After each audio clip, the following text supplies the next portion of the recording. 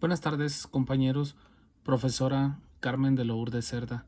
Mi nombre es Cristóbal Gabriel, soy estudiante de la licenciatura de Ciencias del Comportamiento Humano y vengo a presentarles mi tema, que es desarrollo económico y empresarial en México.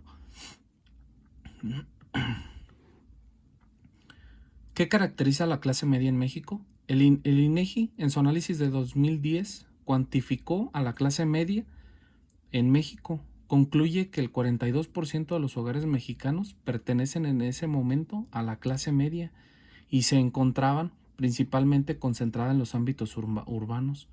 De acuerdo con la definición de la OCDE en México, forman parte de la clase media las personas que ganan entre 5,367 pesos y 14,314 pesos mensuales. Este grupo se encuentra en la población del 47%. Particularidades de la clase media en México. Estas personas reciben un ingreso económico no sustancioso, pero estables. El líder de la familia suele contar con un nivel educativo de preparatoria. Su mayor gasto de estas personas se encuentra en el consumo de alimentos, bebidas, tabaco, así como de la educación y la cultura.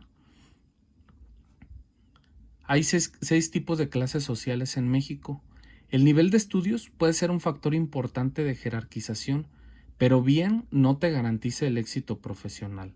El aprendizaje no solo se logra estudiando, también se logra practicando. Por este motivo, la experiencia y la práctica en el aprendizaje de un oficio es un factor importante en una alternativa más para profesionalizarse.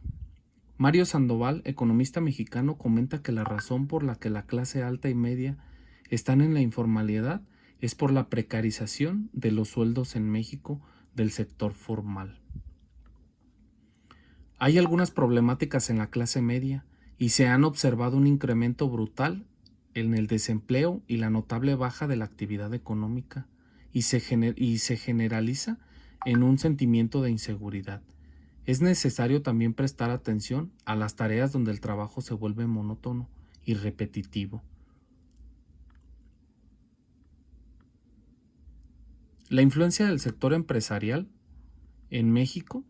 Las empresas dinámicas y en crecimiento impulsan la economía y ayudan a crear empleo. Según estudios, la gran mayoría de las empresas no logran ni siquiera duplicar su tamaño después de transcurridos 25 años desde su creación. Este es un crecimiento muy escaso en comparación con el observado en economías avanzadas como la de Estados Unidos, sobre todo si se tiene en cuenta que la mayor parte de las empresas mexicanas arrancan con uno o dos empleados. En esta gráfica del INEGI nos muestra la distribución de las tasas de crecimiento acumulado de las empresas, tanto manufactureras como de las de otros ramos. La influencia del sector empresarial en México, en nuestro país, dice que un estudio sobre la empresa suele abordarse desde diversas perspectivas y enfoques de las ciencias sociales, así en la ciencia económica como en las empresas. Es el agente económico que decide sobre los niveles de la inversión dadas las restricciones del financiamiento. Entre otras ciencias sociales, se le concibe como un sistema social organizado, de manera formal o informal, donde se establecen determinadas relaciones humanas vinculadas con la motivación, el liderazgo, la participación de los trabajadores, etc.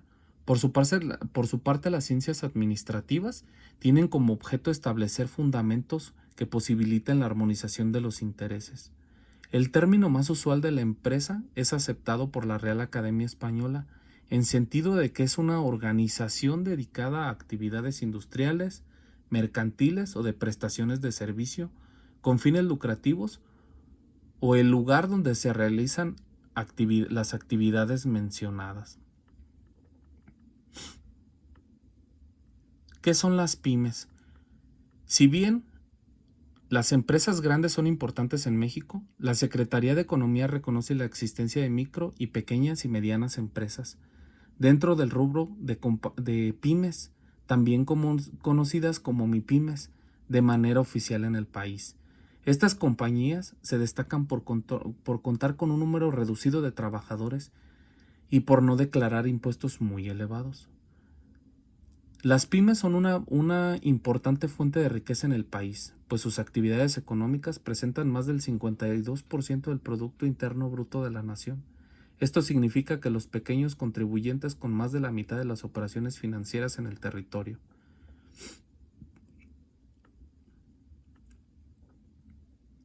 En conclusión, la clase media no tiene un significado único y consistente. La complejidad en su abordaje en términos conceptuales y metodológicos, similar al de la pobreza, la ubican desde diversas disciplinas, como uno de los aspectos conceptuales sin consenso en la literatura. Entre los principales hallazgos se encuentra la evidencia que México sigue siendo un país de pobres más que de clases medias. La cantidad de personas en cantidad de pobreza es 2.3 veces mayor a la que presenta la clase media. Entre 2000 y 2006, la clase media crece hasta antes de la crisis alimentaria y económica de 2006 y 2008, pero nunca llega a niveles del 50%. Se concluye que la sustentabilidad de las clases medias en el tiempo depende tanto de políticas públicas efectivas y eficientes de combate a la pobreza, como políticas dirigidas a las denominadas clases medias.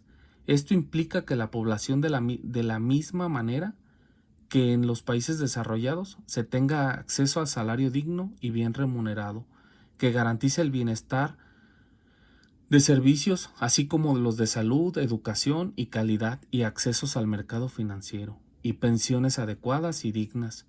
Aún queda mucho por hacer en la sociedad y gobierno y empresas por el bienestar común.